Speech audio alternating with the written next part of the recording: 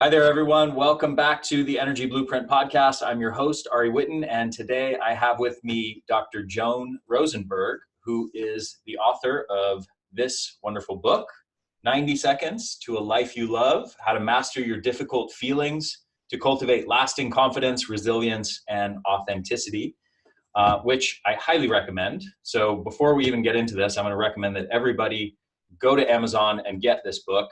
Or if you're on the web page on my site, we'll have a link to it on the web page for this podcast episode. Real quick on Dr. Jones' background, or Dr. Rosenberg's background, I will say she is a cutting-edge psychologist, best-selling author, consultant, and master clinician. She's known as an innovative thinker, acclaimed speaker, and trainer. She speaks on how to build confidence, emotional strength, resilience, achieving emotional, conversational, and relationship mastery, integrating neuroscience and psychotherapy, and suicide prevention. She's also a professor of graduate psychology at Pepperdine University in Los Angeles, California. And this is her latest book, which just came out, I believe, a few months ago, maybe 6 months ago, something like that? February 12th, yes. Okay. Yes. So welcome to the show, Dr. Rosenberg. Such a pleasure to have you. It's a treat for me to be here. Thank you so much, Ari. Yeah, so I'm really excited to dig into this with you. Now, before we get into the Rosenberg Reset and the 90-second exercise that is the crux of this book, I want to talk like kind of meta level, 30,000-foot view of psychological distress. And, you know, the subtitle of your book is How to Master Your Difficult Feelings to Cultivate Lasting Confidence, Resilience, and Authenticity. A big part of what this book is dealing with is depression, anxiety, things related to like a lot of modern day psychological distress. Yep. With that in mind, how do you conceptualize the broad picture of why there is such a need for psychotherapy in 2019 America, and why rates of anxiety and depression and so many other psychological illnesses have skyrocketed in the last several decades? Like, what's kind of the 30,000-foot view level, view of the root causes of why these psychological illnesses are increasing? It's a big question. And I would say it's very multifaceted in terms of what the answer is. And so I'm not even sure I can keep track with as many thoughts as I was having while you were talking. So I might have to jot some notes down. But, well, I rambled on to give you a little bit extra time to form your thoughts. No, it's fine. But we have to look at a lot of different kind of, I would say, technological and sociological influences. And at this point, I mean, in this very moment, I think that there are very real experiences that are, I don't want to say fostering anxiety, evoking anxiety, and perhaps evoking depression. And all we have to do is to look at the headlines, right? We look at the Amazon burning and depleting our oxygen. We look at food sources. We look at technology displacing jobs. We look at the distraction that people get into because they're engaged in technology and dismissing paying attention to developing themselves as whole beings.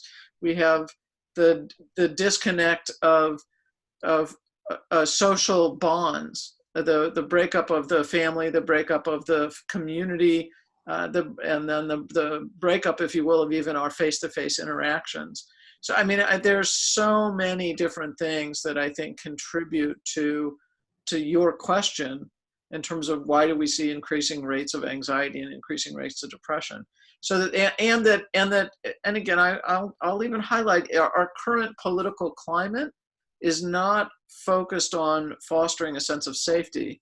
Our current political climate is focused on evoking fear. So fear is naturally going to create this lack of safety and then increased anxiety based on that as well. So it's, again, there's so much to unpack in terms of that specific question. But there's also other aspects. If I look at the way I approach this work in psychotherapy, I mean, it's why does someone need psychotherapy if they're not taking the time to self-reflect, or you don't even have a clear idea about how to self-reflect? Psychotherapy might be a good place to start with that, or meditation at the very least. Yeah. But that I also have a different approach to both anxiety and depression, which we may get into. But that's my first response to your very complex question. Yeah, it is. I think you nailed it in a lot of aspects that you addressed there. One of the big ones from my perspective, and this was written about at length in a book that I just mentioned to you prior to starting this episode, Philip Cushman's book on Constructing America, Constructing the Self, a cultural history of psychotherapy. He really puts a lot of the focus on the dissolution of community, of tribes, which historically, from an evolutionary perspective, humans have existed in for millions of years. And then really just in the last century, especially, we've had the dissolution of tribes, communities, of even the nuclear family, let alone the extended family, but even the nuclear family, where you have, kids who are living in completely different cities from their parents and from their siblings, and everybody has just become sort of an island unto themselves. Right. And in your book, you actually have a nice section that I really enjoyed talking about, kind of the U.S. especially as a very individualistic culture, Right. where we teach people, oh, you should cultivate happiness by yourself, and you should, love is an inside job, and you should sort of be content and happy and fulfilled all by yourself. And it's a myth that a lot of people like to believe in, and even there's a lot of motivational kind of speakers preaching that idea. And I think it's just absolutely wrong. And you wrote in your book about why this is wrong. I would love to kind of start there about our connectedness and the importance of human connectedness, if you're okay with just touching on that topic. Sure. I mean, if you look at the research now, even in terms of, and I know you just had another child, so this is, it's a perfect opportunity to talk about it. We know from infancy that the way a child's brain develops, our brains develop when we're children, is through social connection.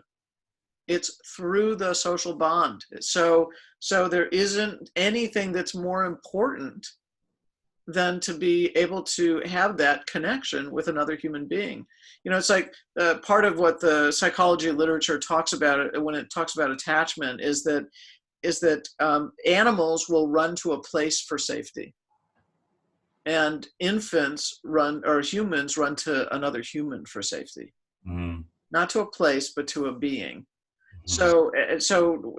So we have this notion that the attachment bond helps facilitate and create that experience of safety for a child, and it's the very thing that grows our brain, right? So there isn't anything more important than that. And what people get into the myth that we're separate beings, we're all very connected, and people get into the myth that I should go it alone. And the truth is, we're designed to do both, and we need both of those experiences in our lives. We need to be able to have a sense of independence so that we can go pursue something that's important to us, give us a sense of purpose and meaning, and we need to be connected to others. And I get into that specifically when I talk about emotional strength. And so it's both experiences in life. It's not one or the other. And a more balanced life would include both of those. Yeah. I think part of the healing power of psychotherapy is actually just allowing you to form a human connection and have someone to talk to in this world where we have become so lonely and isolated and disconnected from each other. It's like, oh, I can form a human connection where somebody will just listen to me for an hour. Yes. Yeah. Yeah, that's very true. That's very true. So I want to switch into the Rosenberg Reset and your work with this book, 90 Seconds to a Life You Love. so much of this book is about cultivating emotional resilience, dealing with difficult emotions. I want to read one quote from the book. He said, "As counterintuitive as it may sound, the key to cultivating confidence and creating a life you love lies in the ability to handle unpleasant emotions." Right. Explain that to people. And this is so much of the crux of the book, but explain what you mean by that, and this counterintuitive idea that handling hard, difficult emotions, painful emotions, why that is so central to having a good life. Yeah, well, because it's central to every real, genuine risk we take. That's why. And so for me, the way I define confidence in the book is that it's the deep sense that we can handle, and here's the key piece: the emotional outcome of whatever we face or whatever we pursue. But what it takes to handle that emotional outcome is to tolerate unpleasant feelings. I talk about 8 specifically in the book. So the 90 seconds piece is really the method. The focus, as you've just identified, is really our capacity to deal with these unpleasant feelings. So it's like, why, and I can go to the 8 if you want me to talk about those now, or I want to follow your lead. I want to actually dig more into confidence first. Okay. So that's, for me, it's the why to the unpleasant feelings is that there's 2 main pieces I would say to this, Ari. One is that the feelings that I talk about in the book, the unpleasant feelings, the unpleasant feelings I talk about in the book are centered. They're there because they're the most common outcome, emotional outcome, to things not turning out the way that we need or the way that we want. And that involves any kind of risk you can think of. So it might be that I want to turn to you and say, hey, I think you're really cool. I'd love to be spending more time with you. And I put myself out there in that way to get closer. You could say yes, or you could say no. And if you say no, I have to deal with the disappointment. Well, then I might have to go find other friends to make, right? Or asking somebody out on a date, or going to a boss to ask for a raise, or turning to a partner or turning to a child and saying, you know what, I was disappointed when X, Y, or Z happened. So it doesn't matter who or where or what or when. It's that those same feelings are at the base of our ability to take risks and our ability to pursue the dreams or the goals that we have. The second part of it is that if we try to cut off from our unpleasant feeling states, we're cutting off from half of our life experience. Which means that we're not being authentic human beings if we're trying to shut down on that. So that the other real key piece for me is that is really understanding that we need to be incorporating or have the facility or capacity to tolerate that whole range, so that we're full, complete, and whole human beings. Yeah, well said. So on the subject of confidence, I think a lot of people have this expectation that before they take risks and go after something and have a difficult conversation with someone they care about something that disturbed them, or whatever aspect it is of being vulnerable or taking a risk in life, people feel like they should have the confidence first. And almost to some extent to talk about confidence in this abstract way almost lends to that frame. Right. Why is that not correct? Because with the truth of the matter is, and this took a while to really make sense of, it's not that any one of us has confidence and then we go pursue the thing. That's part of the counterintuitive nature of it. It's that as we take the risk, that's how and when we develop confidence. It's not the other way around. And so it's true for taking actions. Like, I want to go learn how to play tennis or racquetball or golf, or it doesn't matter what it is, any skill, piano. It doesn't matter what it is that I want to pursue. It's not that I have confidence and then I go pursue it. It's as I develop my skills in that area and I go take the risks or I take the action to pursue it, that's when I'm developing confidence. And why? Because many times it's probably not going to turn out. And each time it doesn't turn out, and each time we get up, and do it again, we develop that deeper sense of ourselves that we can do it. So another way that I look at confidence is it's the sense of can-do-itiveness. Yeah. That's embedded deeply within us. And it's true as it relates to speaking up as well, and which to me is another very, very crucial skill. So it's not that we know ourselves and then we speak. It's not that we have confidence and then we speak up. It's actually as we speak and through speaking that we develop, not only do we develop confidence, but we actually come to know ourselves better. Yeah, absolutely. I'm a rock climber, and rock climbing for me is like a microcosm of this. You know, the whole process of getting better at rock climbing, and going from a very controlled environment in the gym to outdoor climbing to doing lead climbing, which is where you're taking the rope up with you instead of a rope being hung up at the top. And when you take the rope up with you, you have to clip in as you go. And so there's periods of time where you're above the last bolt. So in other words, if you fall, then you take, sometimes they call it a whipper. If you take a really big fall, you can fall anywhere from like 8 to, sometimes in crazy routes, you might fall 40 feet, and just this giant, really dramatic, very scary fall that is genuinely a free fall. And then sometimes you come smacking into the wall at the bottom of it too. And for me, I was deathly afraid of this. I mean, I'm afraid of heights. So rock climbing itself was scary, but then you add in this element of taking a big fall if you slip off a hold or something like that. The process of becoming confident with that has developed only through taking lots and lots of falls. And realizing, once you take hundreds of falls and you realize, hey, you come out unscathed, or with minor aches and pains pretty quickly, then it becomes not so scary. You know that you can handle it. But I don't think there's a way to develop the confidence in the absence of taking all those falls. Right. And people, and that's why I partly wrote the book the way I did. It's that people, it's like, how does someone really do this? And people have it very, very confused. They think that you just somehow imbue confidence or osmotically get confident and then you go do the thing. It's not the way it works. It really isn't. It's just as you described. It's through the doing. Yeah. So the Rosenberg Reset is the crux of this whole process. This is this 90-second process to a life you love that's about cultivating resilience and confidence. What does this process look like? So the easiest way for me to explain it is through what I would call kind of a simple formula. And the formula is 1 choice, 8 feelings, 90 seconds.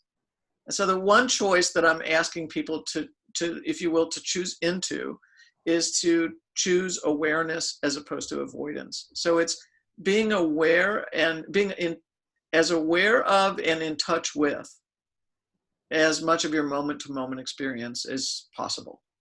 And so it means not being distracted by social media or shopping or drugs or alcohol or having feelings about having feelings or harsh self-criticism, or I think there's a list of 35 in the book that I go to in terms of all the different ways that we can distract ourselves. But so it's the key piece with the 1 choice is choosing into awareness. The second has to do with 8 feelings. And it's really the 8 feelings that are threaded throughout the whole book. And the 8 feelings are sadness, shame, helplessness, anger, vulnerability, embarrassment, disappointment, and frustration. So again, the most common question that would follow after I name those feelings is, come on, why those 8? There's so many more other feelings. And lots of times what people are identifying as feelings, I think of as thoughts, like inadequate or unworthy. So those don't count for me as feelings. And the second is that because these feelings are the most common, everyday, spontaneous feeling outcomes, if you will, to things not turning out the way that we believe we need or the way that we want. So that's why those 8. And then the 90 seconds piece was the piece that kind of brought it all together. I was always telling clients over the years, ride the wave, ride the wave, ride the wave. And I was intuitively correct, but absent the science. And as the neuroscience research and findings started to permeate the literature and actually everyday books now. There were a couple of really important pieces of information that came out of it. The first is understanding that most of us experience unpleasant feelings. Let me correct myself here. Most of us experience feeling through bodily sensation. That's how we come to know what we're experiencing. And I had wrestled with that question about what makes it so difficult for us to tolerate unpleasant feelings for a long time. So they have that understanding. It's like, oh, it's bodily sensation. Got it. Okay. So it's not that we don't want to feel the full range of our feelings. What I realized is that we didn't want to feel the bodily sensation that helped us know what we were feeling. That's what we found so uncomfortable. And then the second piece was really what Dr. Jill Bolte Taylor talks about, and it's an observation she made and describes in her book, The Stroke of Insight.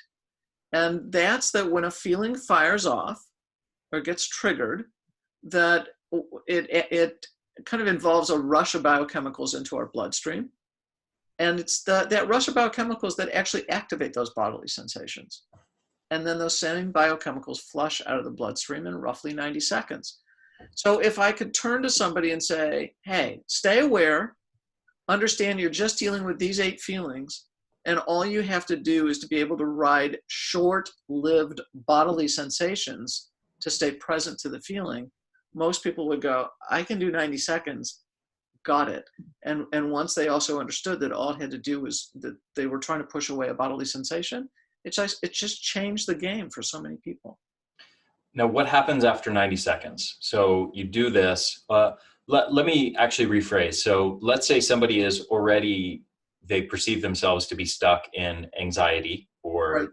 depression or something like that. And they perceive your advice to be just be present to your anxiety Right. or depression. Well, Right. they might say, well, I already am. Why would doing it, consciously for 90 seconds make any difference for me? How do you discern between those two things? That's a great question, because I wouldn't be wanting them to dig more into anxiety, nor would I want them to be digging more into depression. Because if they're experiencing anxiety and they're experiencing depression, they're probably looping into old stories and old experiences over and over again. And that's actually not the focus. So think of the notion of you've stubbed your toe against a chair or a wall or something. That's a short-lived sensory experience, right? And so it's the emotional equivalent of that. So what I want people to, so I'm not wanting people to dig into and stay present more and more to the depression. In fact, I'd be wanting to find out the root causes of that depression. And the same thing as I would be unpacking anxiety, because both of those words, frankly, are way too vague for me to really understand. And so it'd be, you know what, I was supposed to meet a friend, and the friend called 5 minutes before we were supposed to meet and said they're not coming. So now I'm disappointed. And so it's like, normally I blow it off. I act like it didn't happen. It's like, but I chip away and lose just a little bit of respect if I don't deal with it with the individual, right? So the thing that I'm asking for somebody to do in this kind of a situation is to go, okay, what's my reaction to this? Oh, all right, I'm disappointed. You know what, I'm a little bit angry. This person's done this to me 3 different times. It's like, okay, then, so it's being aware of the experience in the moment. It's not to belabor and keep going over and over it, but it's to go, all right, then let me see what this is attached to. And so if you can stop and pause, so you take a deep breath, stay present to that disappointment and anger. And if you can stay in it a little bit longer, and most times it doesn't even last 90 seconds, then what you do is you start to pause and reflect and go, what am I reacting to? Oh, okay, I'm reacting. I just don't want to be disappointed by this person. I would look forward to meeting them or hanging out or whatever it was. And then it's, oh, wait, that's happened 2 or 3 times already. I've never talked to the person about that. And then staying present to the experience in that way, reflecting to see what it's connected to, can then potentially lead you to go, oh, okay, I either have a decision to make, I have something to express, or maybe I need to take some kind of an action. So if you stay with the sequence like that, it actually allows you to live a life that's more present, and then you actually take the actions that you need to take. Now, is the goal of the exercise to arrive at like an insight, like how you just described, like I think that I should do this, or I think that, you know, some I should take this action, for example? Or is it maybe an equally valid goal for it to just sort of dissolve and dissipate and go, oh, I would say both. It's not, I don't think that's an either or answer, frankly. okay. I think it's both. I think sometimes you just have the reaction, you take note of it, and you're basically done with it. And you know, you've got a lot of there's a lot in that emotional bank with the other person. It's no big deal. You move on. Mm-hmm. Or in other situations, I think what ends up happening when we allow ourselves to stay present to feeling is that insights do come, and the insights might be on the order of taking an action or expressing oneself. So that's it's not either or. But what I also will find is if we don't allow ourselves to stay present to those feelings, we don't usually get those insights. Okay. So step one is sort of basically like mindfulness or presence, self-awareness, Yeah. so, you know, kind of synonymous with that. The second part of this is the framework of these 8 emotional states, and basically identifying which of these 8 emotions, or can it be, is it just one or sometimes 2 or 3? You know, it's rarely 8.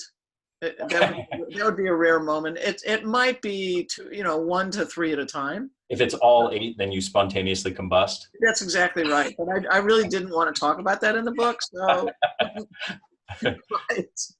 you become a spark in the sky.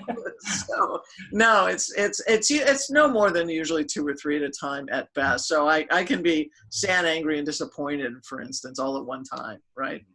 I wanted something big and important to happen, and it didn't. So okay, I have that reaction, and then I'm done with it.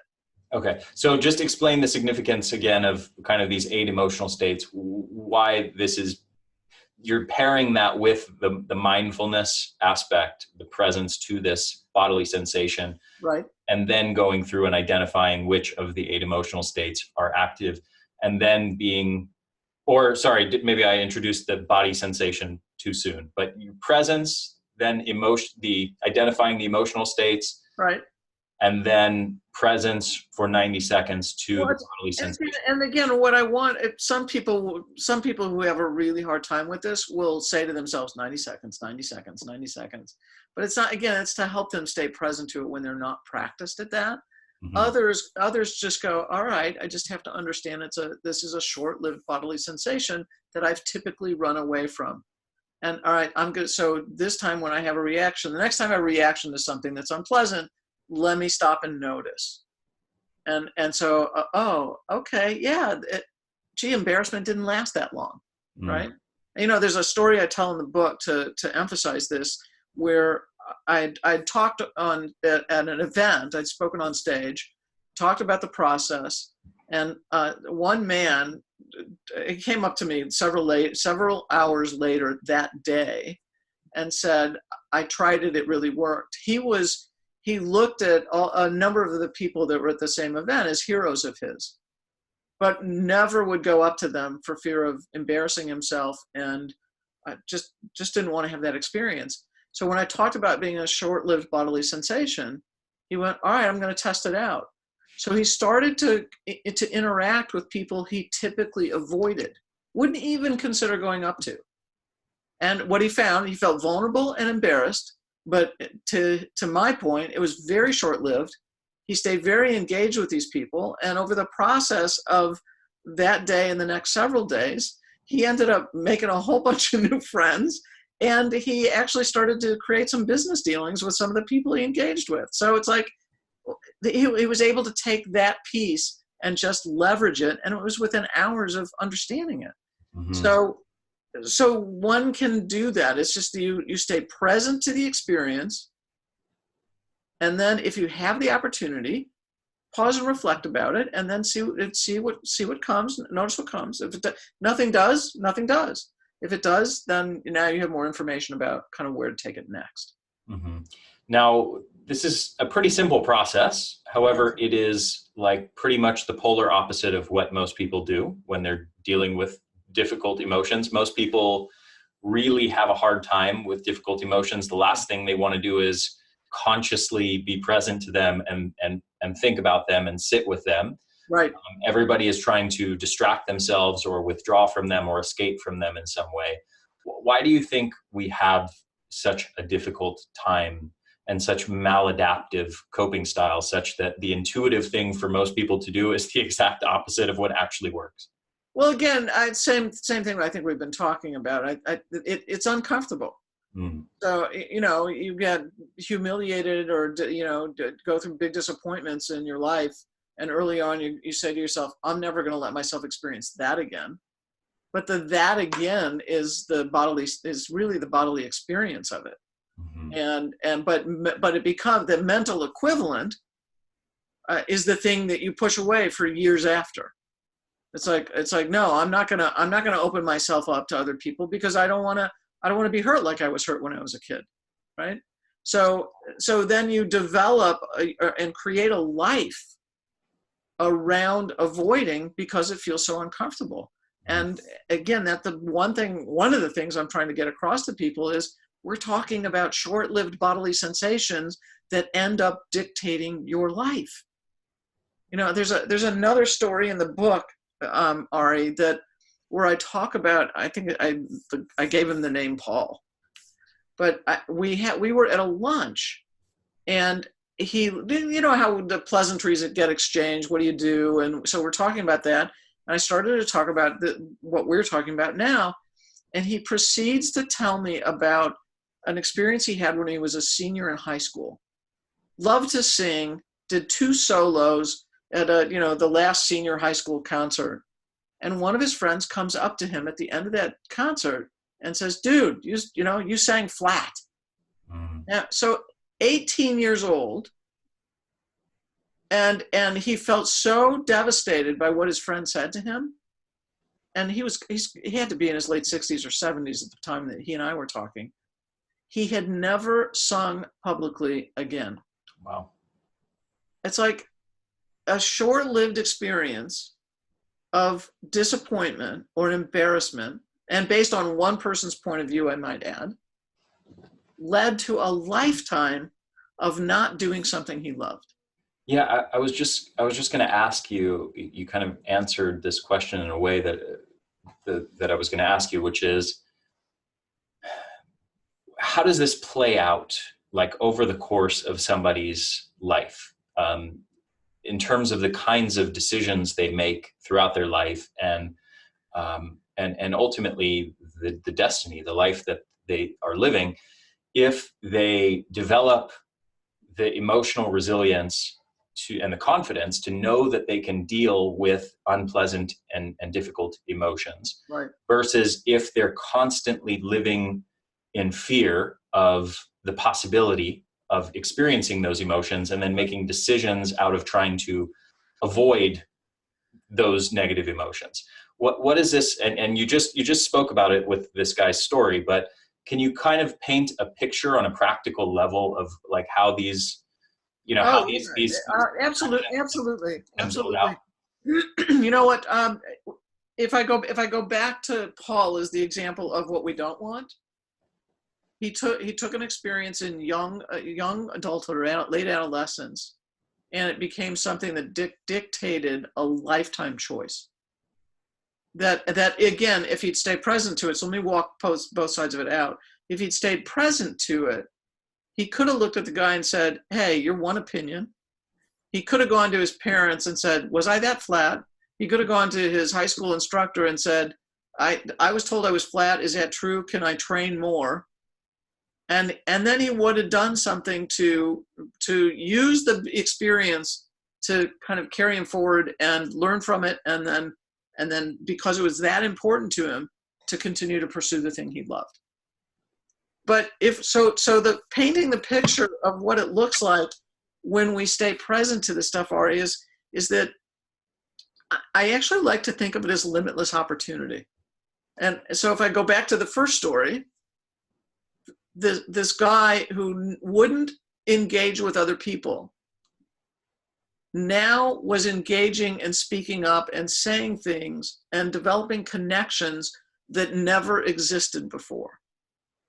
So in essence, he's creating opportunity in his life.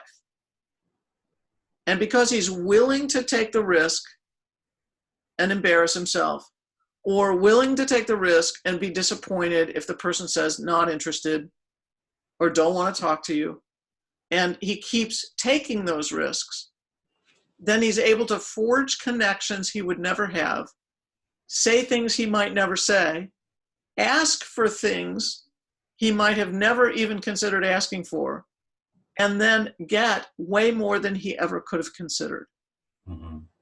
So I actually like to think that when we allow ourselves to stay present in this way, we're exposed to limitless opportunities.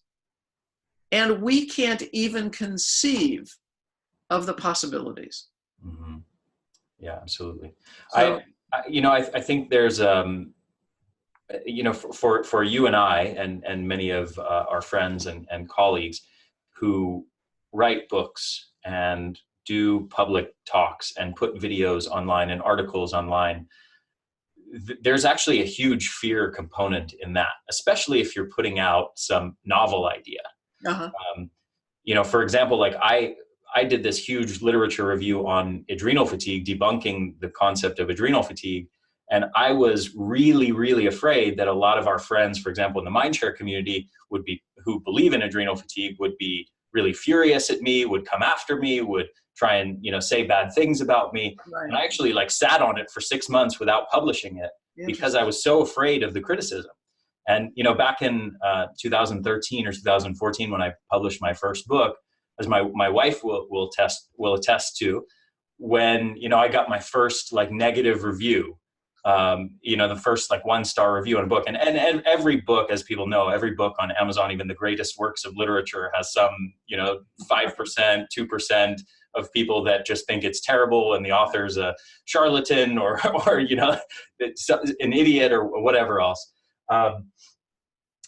I would lose sleep for 3 nights getting a 1-star review from some random person, and I mean, I took it so hard. Right. Would have been so easy to have those kinds of experiences and then never publish another video or article or book ever again.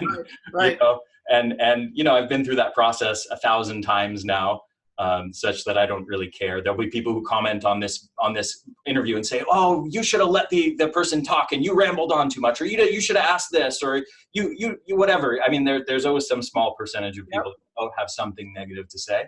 But I think looking at my own life, I see that the destiny could have played out so differently had there been a greater fear component and avoidance component of the negative emotions. I totally agree with you. And so, are you okay if I play with your words a little bit? Absolutely, yeah. Because I want to take the word fear out of it. Okay. And I do talk about this in the book, especially on the chapter around anxiety, that we misuse and overuse the words fear and anxiety. And so with fear, think of it as danger in the moment right now. And so you weren't really fearful. If anything, the better word to use would have been anxious, but I actually prefer the word vulnerable to it. So that this notion that you could get hurt, and what was the hurt going to be? The other 7 feelings were going to get evoked, right? So that the key in most of those kind of situations where we want to go take a risk and put ourselves out there, it's that we're pushing back against the experience of vulnerability.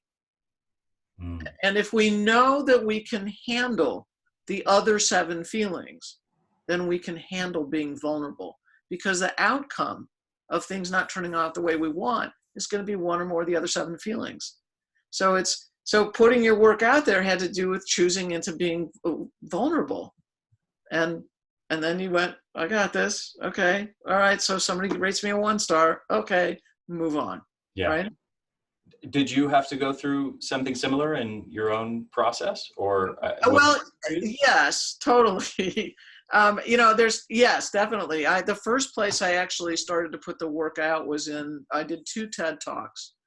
And I thought I had an idea that would make a difference. And mind you, I've been working with these ideas for roughly 25 years.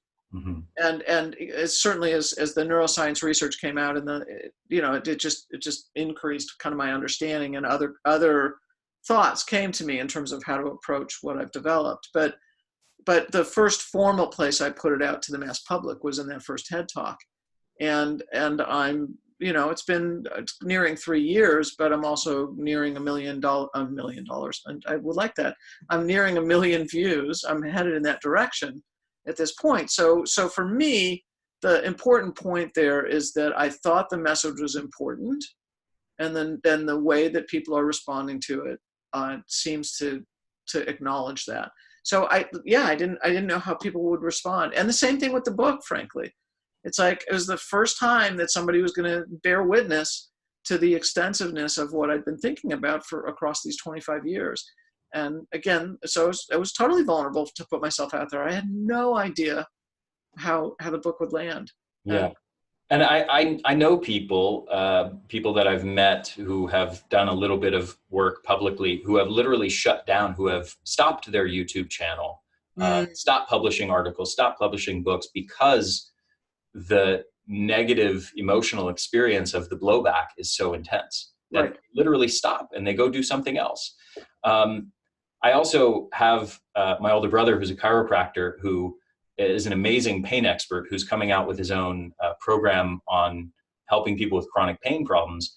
And he's got so many concerns. It's interesting to watch. He's got so many vulnerabilities or anxieties around people, trying to attack him for some of his novel ideas that he's been developing for 10 years.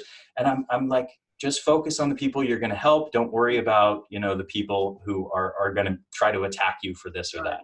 Right. It's interesting to observe that.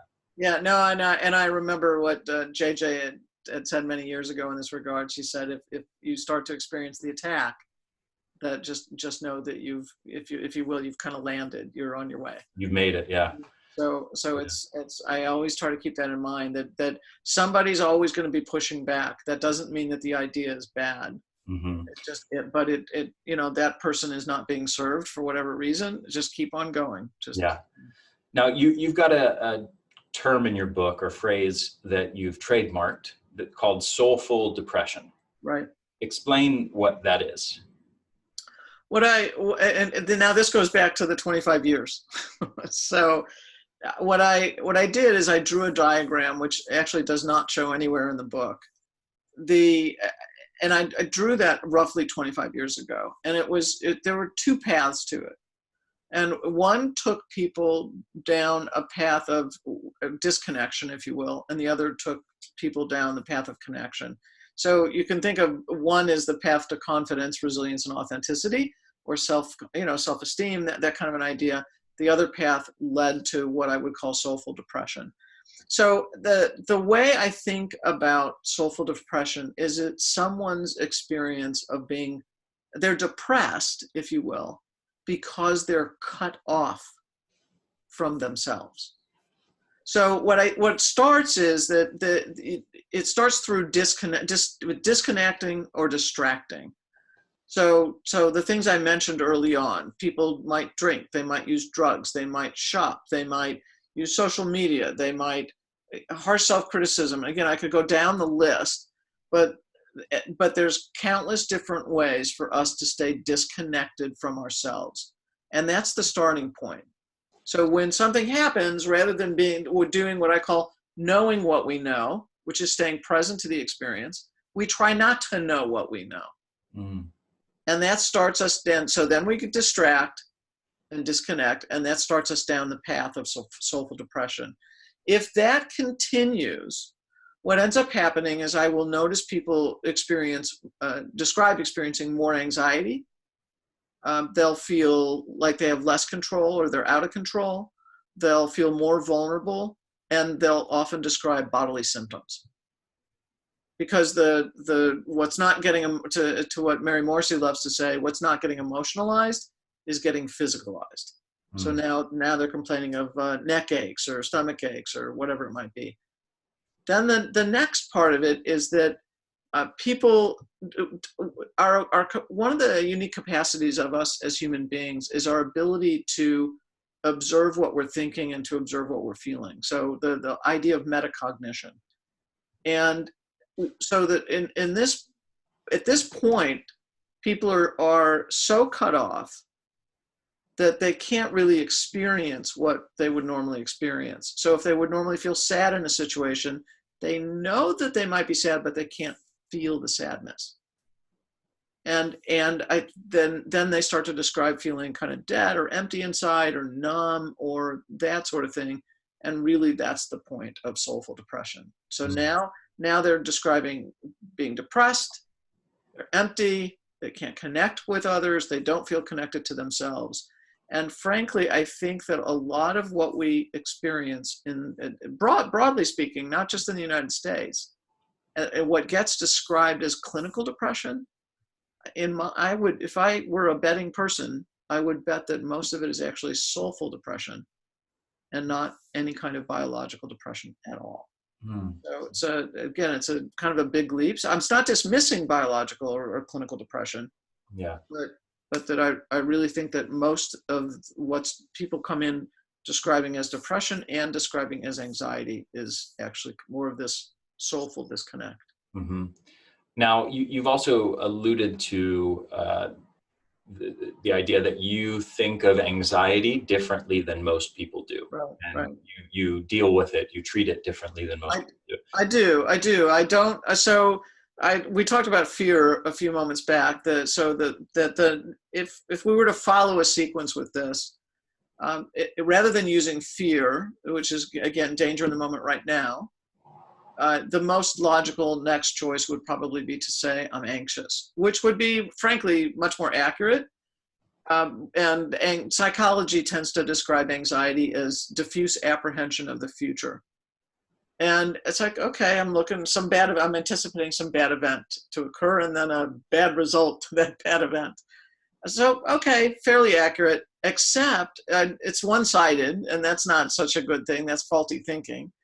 And the other part for me is that if I had 10 people in a room saying, I'm anxious, I'd have 10 different answers to what that meant to them.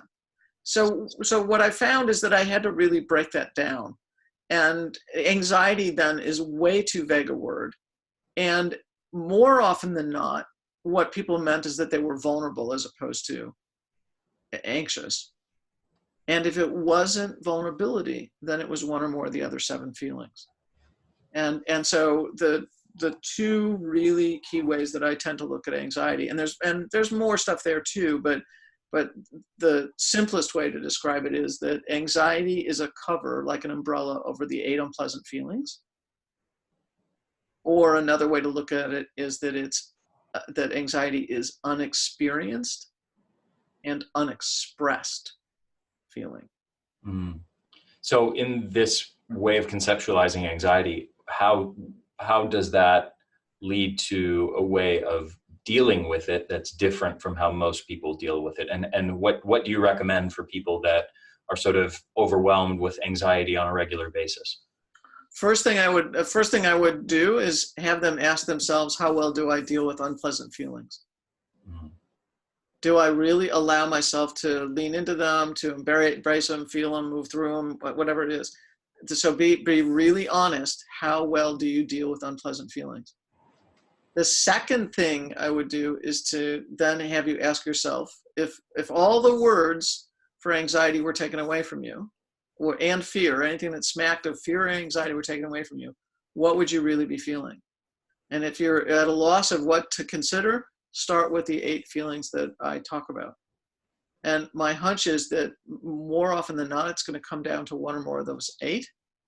And then the next step is, if someone else is involved, ask yourself whether you've expressed that feeling or those feelings to the people that are involved. And if you haven't, usually by the time you get to taking the words away, people recognize it's like, oh, all right, I'm sad or I'm disappointed or I'm angry and I don't want to express the anger. But now it's no longer in the form of anxiety. Now it's in the form of anger. Then it becomes, all right, what do I want to do with this?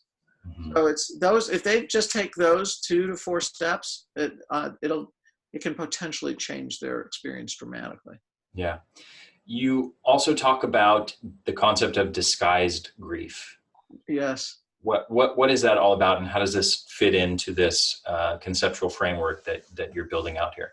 Well, for me, it's so many people come into psychotherapy with from a reactive place.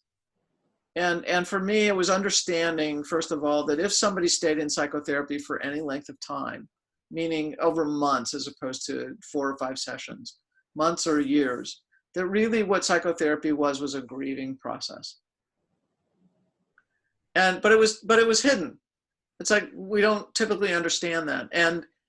And so that there are 2 ways, if you will, that I listen for what I would call this disguised grief. And the first is to understand. So somebody comes in the room, and disguised grief is really tied up into difficult life experiences that we've had, or what somebody might describe as the trauma or the tragedies that people have experienced. So we can go up to chaotic upbringings, to humiliations, to bullying, to any forms of abuse that someone's experienced. It doesn't matter what it is.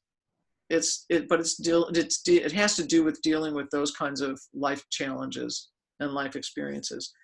And so that what I understood initially was that people were, when they were coming in that place and had that kind of, those got life experiences to deal with, that people were grieving over what they got and didn't deserve.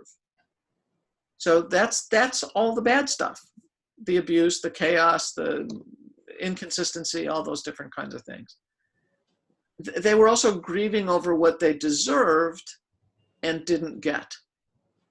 So in this case, it would be the good stuff. It would be praise. It would be acknowledgement for doing a kind of a job well done. It would be someone showing up to the ball games or the cheerleading practices or whatever it was, the sports events, and that somebody was there to support and kind of love on you while you were doing what you were doing. Then is grieving over what never was, which would be the life circumstances and facts of one's growing up. So in this case, it's oftentimes missed opportunities. So facts and circumstances of one's early life. Then it's grieving over what is not now. So that might be the facts and circumstances of current life, and then grieving over what may never be. So that might be someone that's already passed, or that you need to get some resolve with, or it might be someone that's alive and available to talk to you, but they're never going to see something your way, right? So that was kind of one set of disguised grief. And then the other way I listen for disguised grief is when I hear people talk about, that's what I call grief signal words. It's when I hear people talk about things like resentment or holding grudges or bitterness or cynicism or that kind of thing. Then immediately what I know is that there's grief underneath that. And that's actually really grief. It's just coming out as those words, but so that's why it's, if you will, kind of disguised grief. Mm. Why is this concept important to understand? What can it do for people to understand this in this way? Great question. Ari, it is so profound. And I wish I could share a moment on text that a friend of mine sent to me. What I did in that chapter was to walk people through a framework for how to make sense of those life experiences. And I actually think that lots of times people keep holding on to difficult life experiences because they've never had a way to make sense of it. So the truth is, we can't make sense of the senseless. We can't make some of the things that we've all been through. We cannot make sense of why we were treated that way. We can, however, make sense of the impact it had on us. How did it shape us? Who do we become because of it? What decisions did we make? How do we respond to authority? How do we make connections with other people? I mean, we can go on and on about making sense of the impact. So that what I try to do in that chapter is to walk people through helping them make sense of the meaning and the impact that those difficult life experiences had on them. And then the key part here is over time, not only when it happened, but as they aged and who they are now. Is it continuing to impact? Because then I think that people can move to kind of separating themselves from their old life story and to begin to understand that who they were then is not who they are now. And in addition, it allows them to move to a place of forgiveness. Mm-hmm. So and that's to me when genuine forgiveness really happens. So that's described throughout the kind of that continuity throughout that chapter. I think this is a really nice segue into the next question, which is speaking up and having hard conversations. Yes. Being assertive or having difficult, emotionally disturbing conversations with people that involve feeling some emotions that people generally want to run away from. Yep. Why is that so important, and how can we become better at it? Well, again, for me, it's understanding that we don't want to speak up because of those same 8 feelings. So the way I talk about it in the book is that if we don't want to handle the discomfort of our own emotional discomfort, so think same 8 unpleasant feelings, then we're not going to want to handle the discomfort of someone else's emotional discomfort simultaneously, which involves that conversation, and think the same 8 unpleasant feelings. So what dawned on me here in terms of why people back away from difficult conversations is that, again, it just comes down to not wanting to experience those unpleasant feeling states. But if I could get somebody to see that and understand it, and they know that they already have the capacity to deal with that, then they could actually start to engage in those conversations. And I want to make sure I pose this fairly too, Ari, because you presented it as difficult, unpleasant conversations, but the places where we need to be vulnerable and choose into the positive ones that also connect us are also very hard for people. So the going up and saying, hey, I really like you, I'd love to spend more time with you, or asking somebody out for a date is the same kind of thing, right? So I want to make sure that we actually do a balanced and fair approach on this one, because those conversations are just as hard for people, or often, I should say, just as hard for people. But why is speaking up so important? I think the foundational piece to me is being able to experience and move through those 8 unpleasant feelings. If I didn't have that there, I would say that speaking up is singularly the most important skill that any one of us develop. Wow, that's a bold statement. It's what ends up happening is that we change our experience of ourselves dramatically once we realize we have the capacity to speak with ease. Yeah. I was thinking, you just made me think of some comedians that I really like to watch, some stand-up comedians. I feel like the best stand-up comedians are the ones that are able to be like shockingly honest about their internal process and vulnerabilities and anxieties and deficits and flaws and I mean the ones who have this kind of self-deprecating humor, but who are able to acknowledge all the ways that they're screwed up and flawed and quirky and weird and all these kinds of things, and lacking in self-confidence and all these things, while simultaneously actually being very confident. Right. The sense that they can get up on stage in front of hundreds or thousands of people and publicly share all of their worst characteristics with other people. There's something that's like amazingly charismatic and attractive and beautiful about a person who's able to do that. Well, you landed on another reason why it's so important, and I do think that when we're able to be vulnerable in those ways, it is charismatic. If you think about feelings as being the essence of our aliveness, then when we cut off from those feelings, we go to that place of soulful depression, which is empty, feeling empty, lonely, and dead inside, right? And so for when somebody is able to do that, they're accessing the fullness of feeling or the fullness of their aliveness. And it's like, it just draws us in. It is very charismatic, so that the more, think about people who've won Olympic races, and they're on the stand or they're wherever they are, and you see them just tears flowing with the joy and the excitement or whatever it is that touches our hearts, right? I mean, there's reasons for it from a mirror neuron standpoint, but which we don't have to go to, but from a neuroscience, if you will, point of view, but we're drawn in. And so I think that you nailed it in that regard. Feelings are charismatic when we experience that level of vulnerability and transparency from another human being. I have a couple more questions. Sure. One is a request for some personal advice. So okay. I'm going back to kind of what we talked about earlier, as far as looking at how this plays out as far as the trajectory of a person's life to develop this kind of emotional resilience. Right. I have a son who is almost 3 years old, and it's very important for me to build emotional resilience in him. And I have kind of my own ways of going about that. And I spend a lot of time with him. I take him for a lot of outdoor adventures, and we get a lot of dad-son time together. But he's learning the process of handling his emotions right now. So, for example, he watches some cartoons for about an hour a day.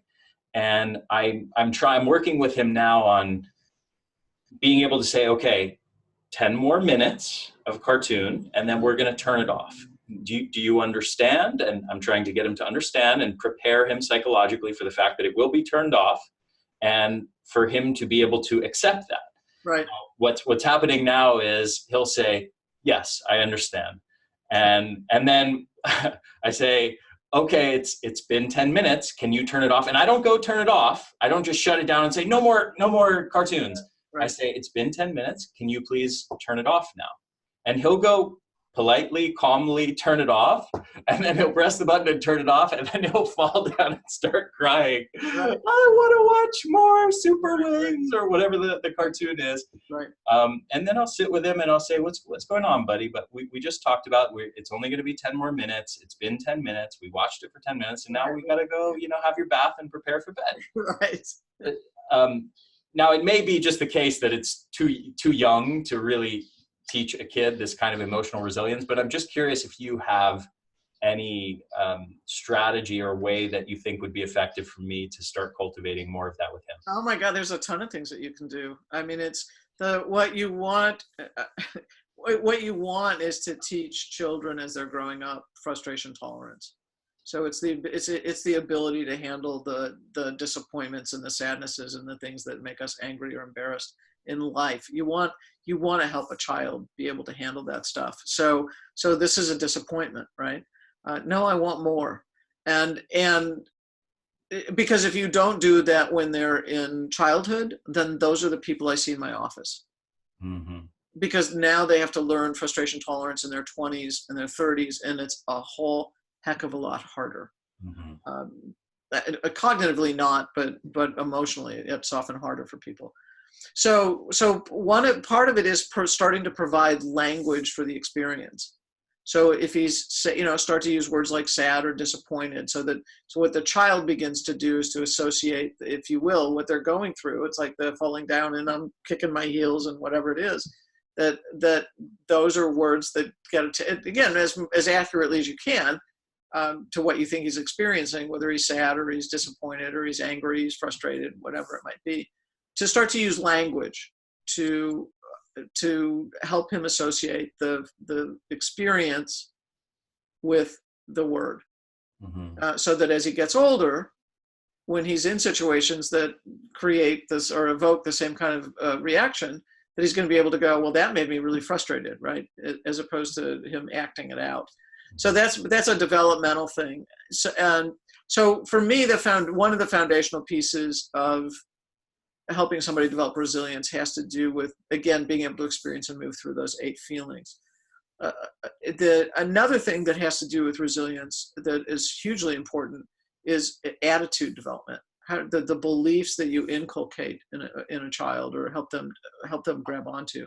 So, for instance, I think there's a checklist that has like 20 or 30 items on it in the book, but some elements of that include every life experience is a learning experience for me, or change is the constant, and so I need to learn how to be flexible and adaptive in the face of change. Mm-hmm. And I mean, so it's like you can think of all those kinds of things that help us when we have those beliefs. They carry us through. Or it doesn't matter how many times this thing doesn't work out, I'm gonna persevere till I get it, or I'm gonna persist till I get it. And when we have that set of beliefs, then we can be resilient in the face of the things that aren't turning out the way that we want, because we have the capacity to experience the disappointment. We know we can handle it, and then we have the attitudes to hold us that can carry us forward into the future. And I think the other piece that I also talk about with regard to this is our capacity to turn to others and ask for help. To me, that's also a really important part of resilience. Yeah, beautiful. So you kind of just did it to some extent there, but my final question to you was going to be, can you basically talk about like kind of the high level summary? What do you want to leave people with after all this discussion of all these nuances of these negative emotional states and confidence and emotional resilience?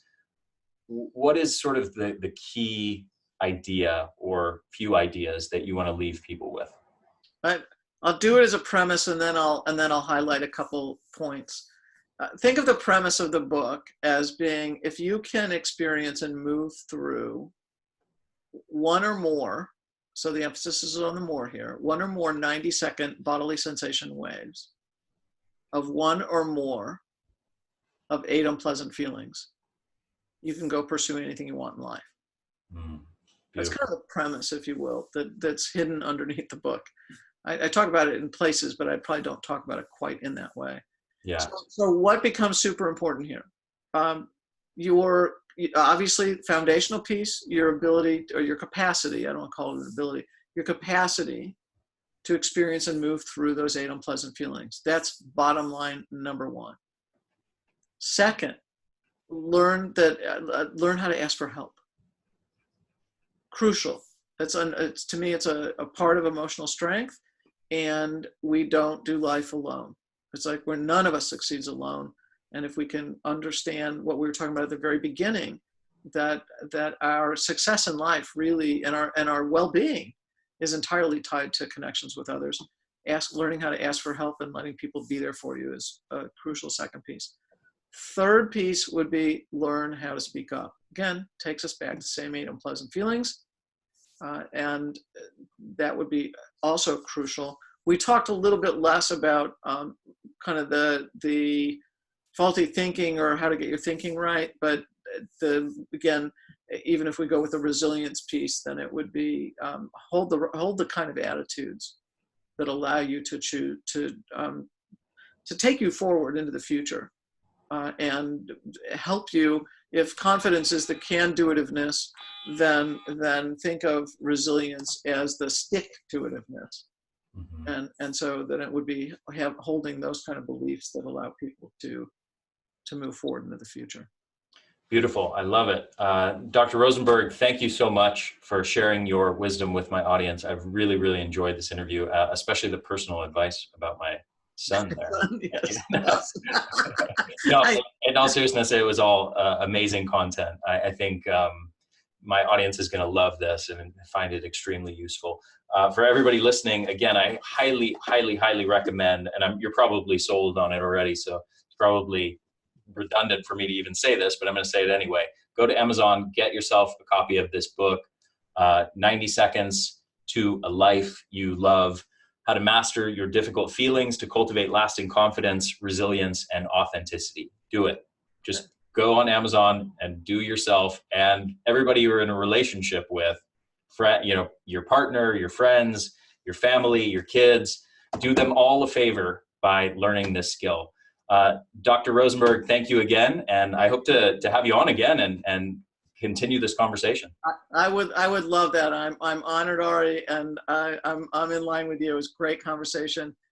Thank you so much. Yeah, thank you. Have a great night. You too.